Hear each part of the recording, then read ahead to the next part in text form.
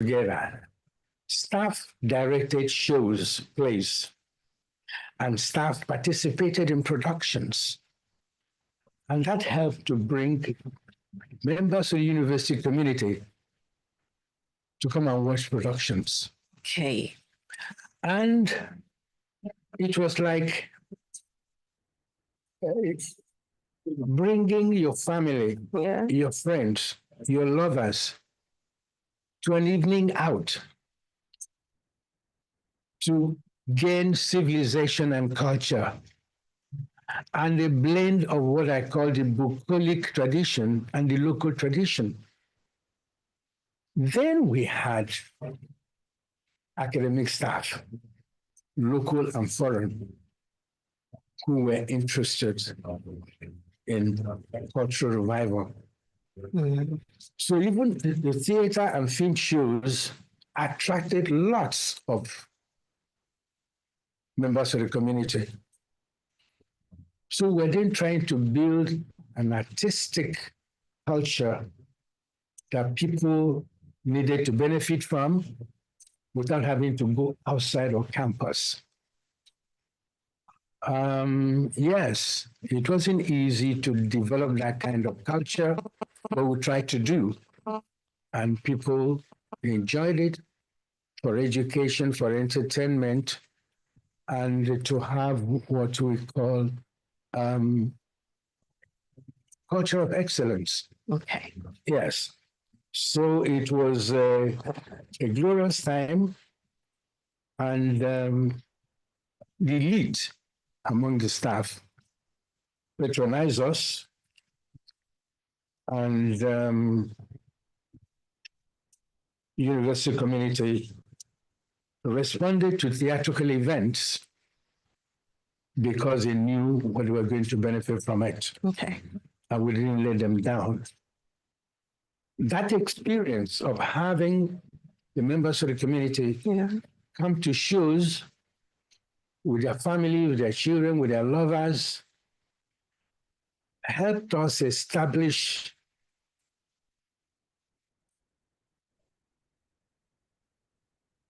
arts administration, events management, and audience engineering in our curriculum. Thank you very much. That's great. That's awesome, indeed. Let's move over to your academic journey. From your bio, you have studied and toured across continents, from Nigeria to the UK and also to the United States. First of all, I want you to tell us about your journey. How all of this, what was it possible for you?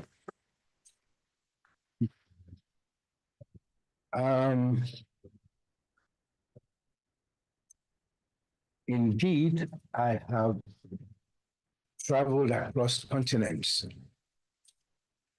in search of education, cultural exchange, and in search of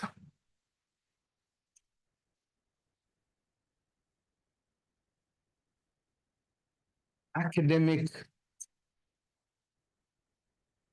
involvement in several ways.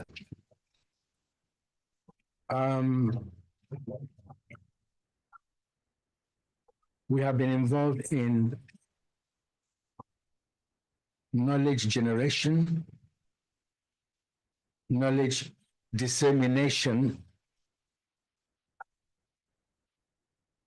and exchange of knowledge globally.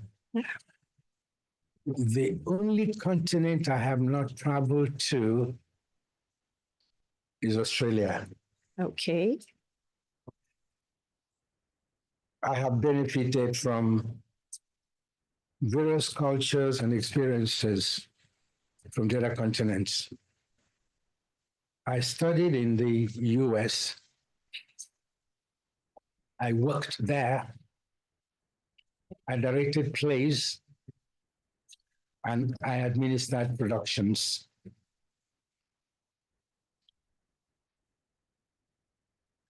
I have lived in the UK. I directed plays there and traveled across the length and breadth of the UK.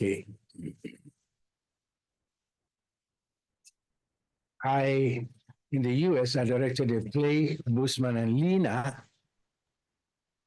and administered other productions. In the UK, I directed a play, The Squeeze, and administered the production. The experiences and exposure gained from those experiences helped me to develop interest in arts administration. I have delivered lectures in Bremen, the city of Bremen in Germany.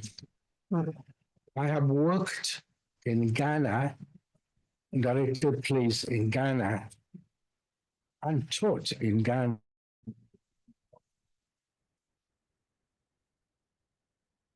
When I was in primary school, I acted in a play titled The Trials of Adolf Hitler. At the University of Nigeria in Nsukka,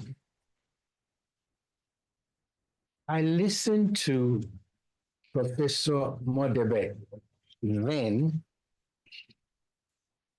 the university orator. Yeah. I listened to him at convocations. My participation in the trials of Adolf Hitler as a court registrar was, if you like, my introduction to public speaking. Yeah. When I went to University of Nigeria at Nsukka, I acted in The Rhythm of Violence, Another Way Out, Mother in the Cathedral,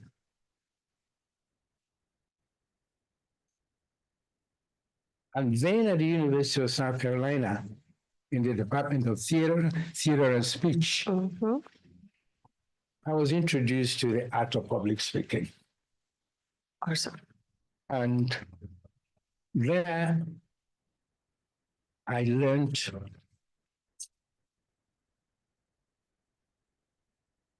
the art of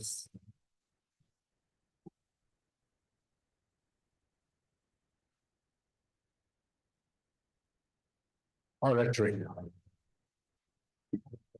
And so all these experiences again have helped to shape me and sharpen my skills in what I'm doing today. Yes.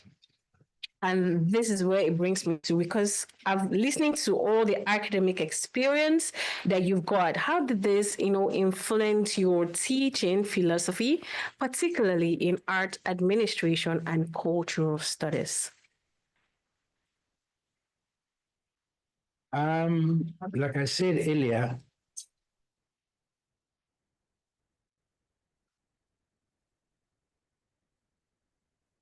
my experiences in the UK and the US, directing and administering productions, helped me write my first book, Theater Administration in Nigeria. Okay. It was the first foundational book on arts administration in Nigeria, in the country.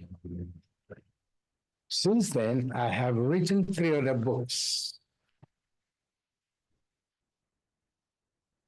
Theater and Media Administration, Essentials of Theater Administration and Events Management,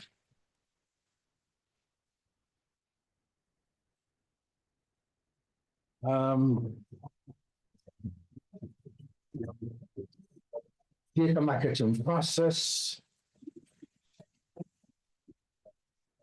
and so on in arts administration. And today, when scholars in the country want to refer to theater administration in Nigeria, they want to come to Calabar or send their students to come and relate to us because they believe that Calabar has something to offer to theater administration. Very true. Because of our contribution in that area.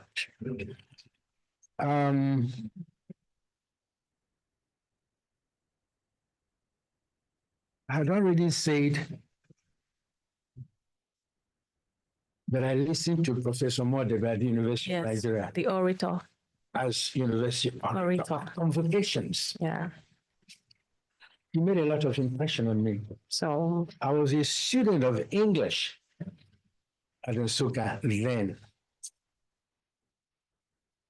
That was the fact that I had acted in plays, helped me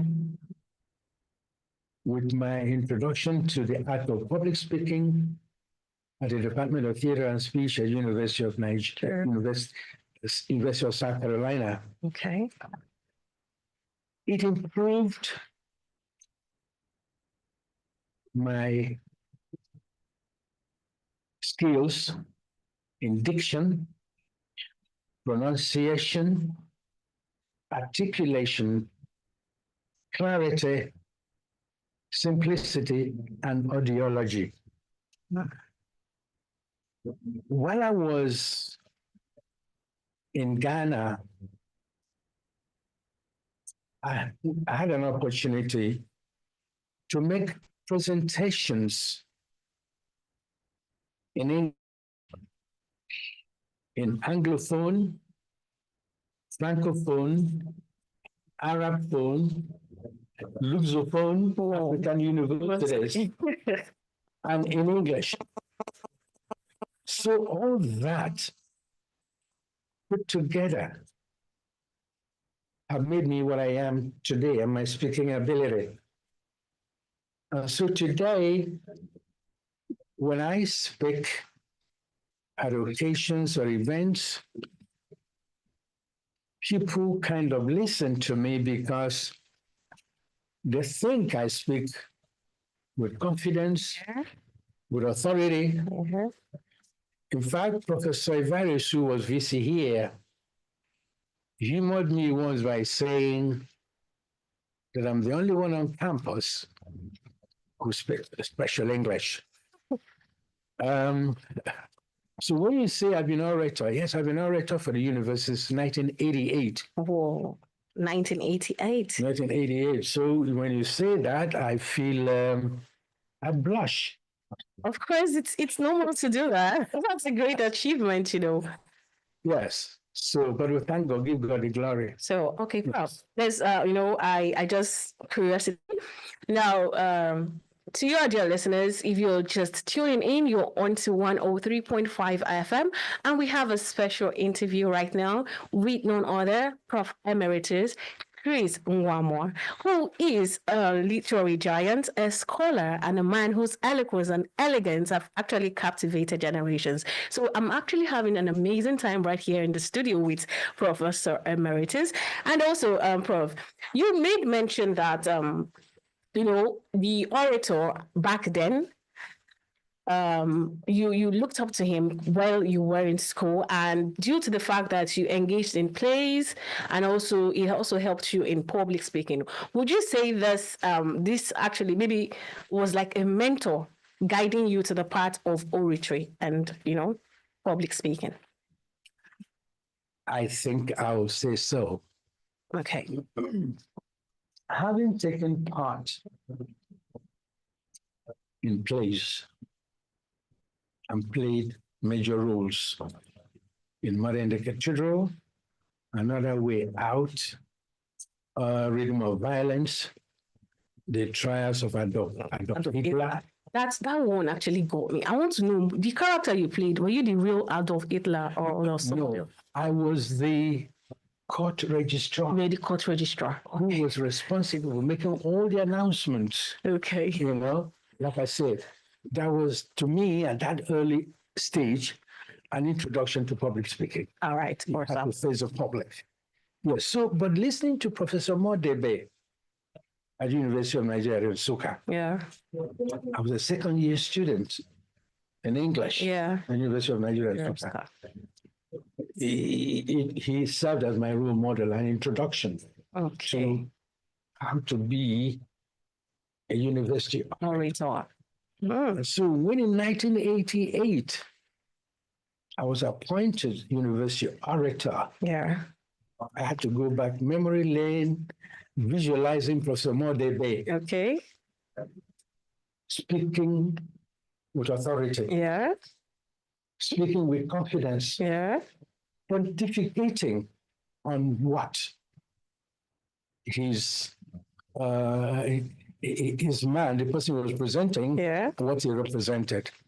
I was really impressed. Awesome. So, like you say, he is my mentor, if you like. Okay, I would Yes. take that. I would take that. Okay, your role as you served as the university orator from 1988 Yeah. down. Are you still serving currently? Yeah, I'm retired, you know. Yes, I know. That's one of the qualifications. So you have to be emeritus professor. Yes. Great. No, I am not. Occasionally, yes. I Okay. do some oratory, We do that. but I have mentored some people who have taken over.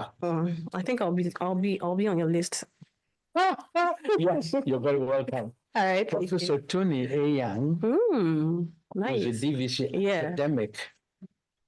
He's a wonderful young man, Yeah. Yes. and you can trust. He can deliver Sure. at any point. Sure. Yes. All right. So this role you played, how has it what like personally, what does it mean to you? And also how does it reflect the power of performance in academia?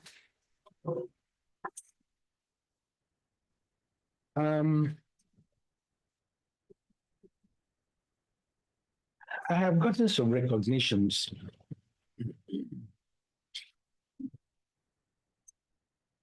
from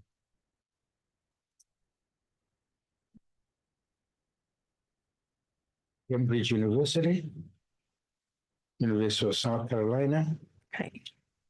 the British Council, and Commonwealth University in Belize.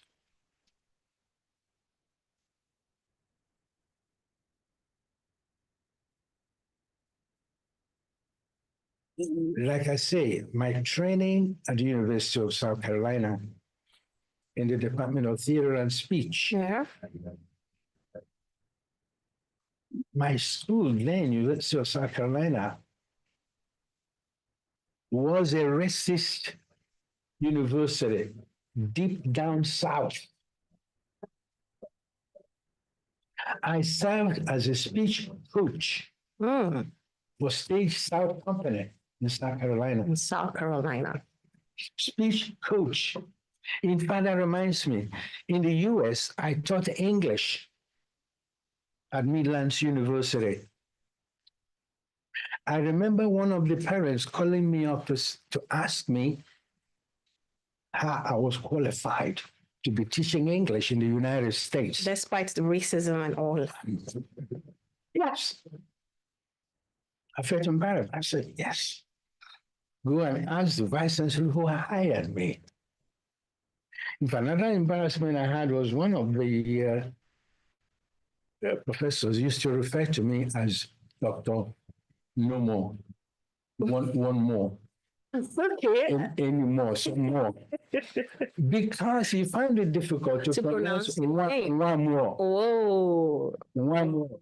So when you say one more, no more, any more. It was you. Whatever. Provided there was a more in it, I would answer. Okay. But having gone through all that, I'm making presentations in English, like I said before, in Anglophone universities, Francophone universities, Arabophone universities, Lusophone universities in Africa. He gave me the confidence the age. To now, when I stand before my students, like I say, I speak with confidence. I know what I'm doing. So when you engage me to speak in public, I speak from experience and authority. Let's leave it there until you go. Yeah, I just love listening to you express yourself. And I'm actually, thinking that, okay, a few years from now, can I actually wear the shoes of Professor Chris Nwamuo, who has actually done a lot, literally. And, you've just done so much. And actually, I'm graced to have you right here in the studio with me. I'm actually tapping, I'm tapping a lot. And don't forget the oratory class, please. Okay. Well, we're here. Okay. So you mentioned about, honors and accolades. Now let's talk about the most recent one, which is the Professor Emeritus that was given to you, or, conferred to you during the university's, 50th anniversary on March 2025. How do you reflect on this range of recognitions? And what does being named Emeritus Professor by your home institution mean to you personally and professionally? Talking about awards and recognitions,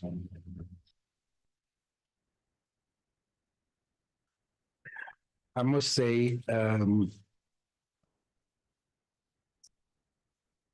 they say that success begets success. True.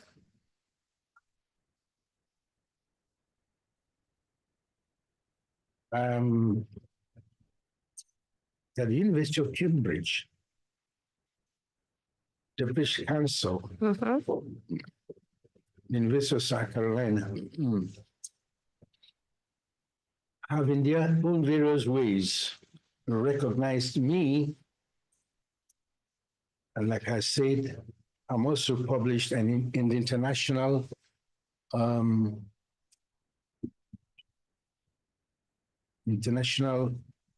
book of achievements. Here's the title again.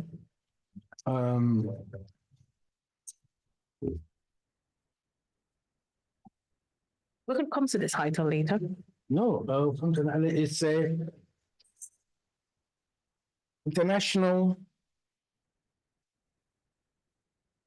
Is it biography? International intellectuals. Okay.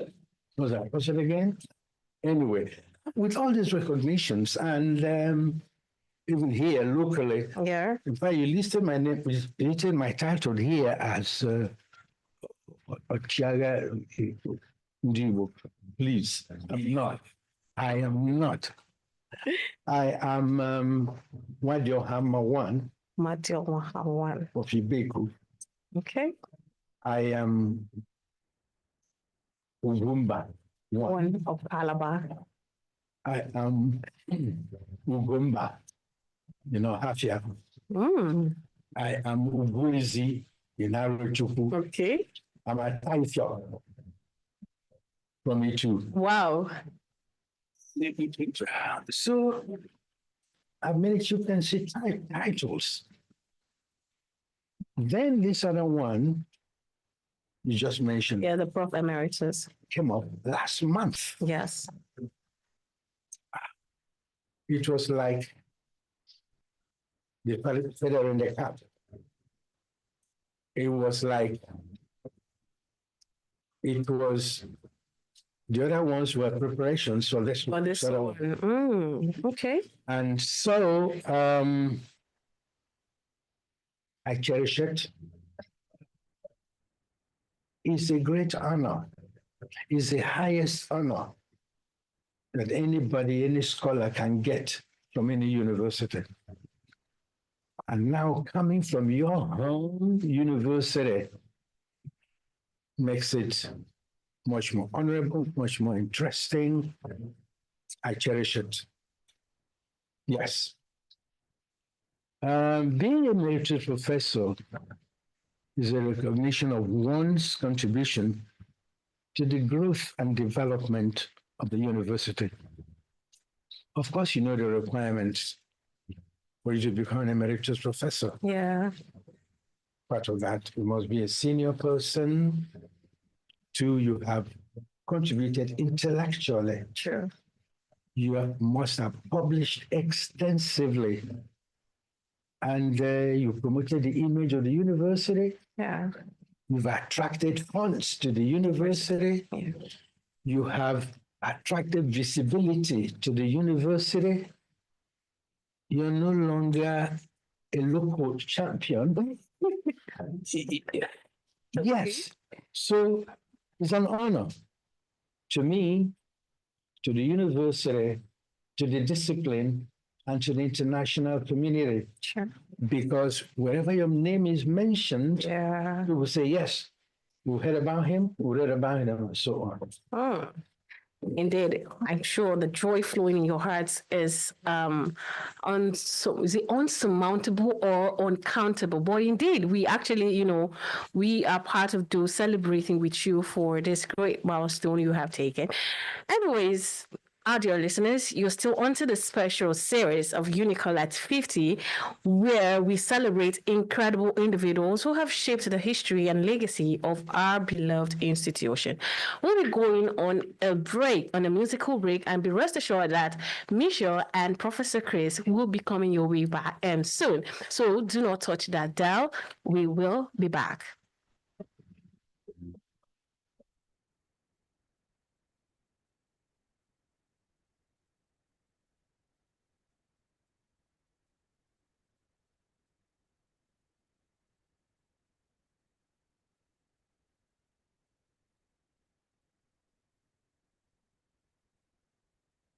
For the very best in music, information, entertainment, and education. Stay locked onto Unical Radio International, 103.5 FM. As you leave,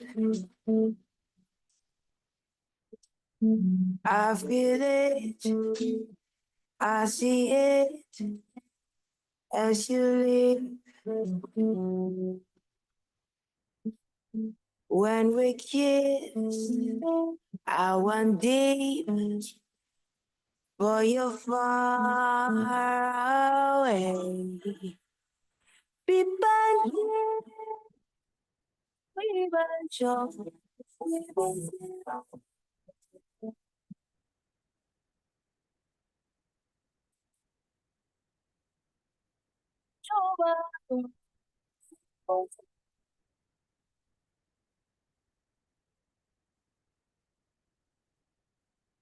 Be my everything, treated me like I was queen. What spell did it cast on me? What's it a make believe? You say, girl, never be afraid of ever loving me. Those words I hung to. Oh God, I was a fool. You became my bad habit, giving up appearances. So you could know them. Suddenly, we took things and left the keys. That's crazy.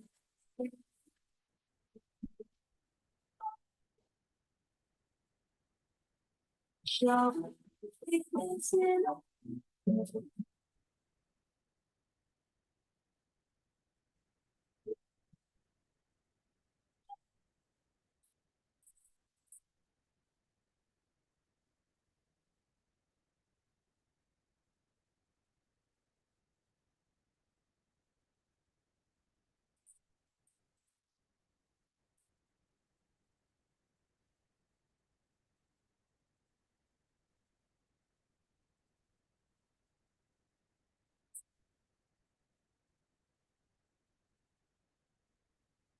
Ti fara mi follow for sure, for sure. Ti fara mi follow, for sure, for sure.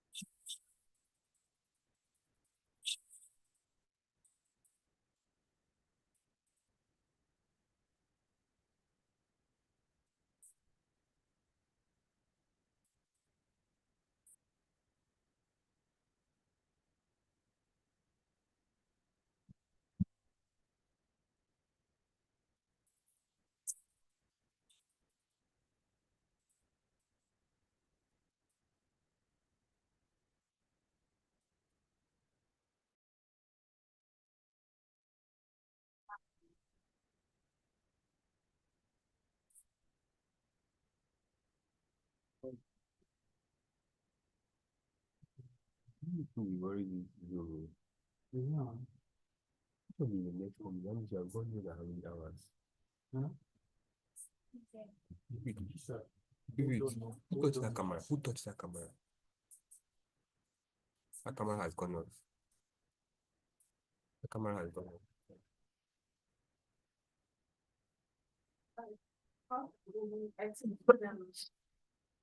The next question is 6, the influence of uniconnectivity. And also we talk about the future of Unical and then advice to students. And then look at final reflections. Message.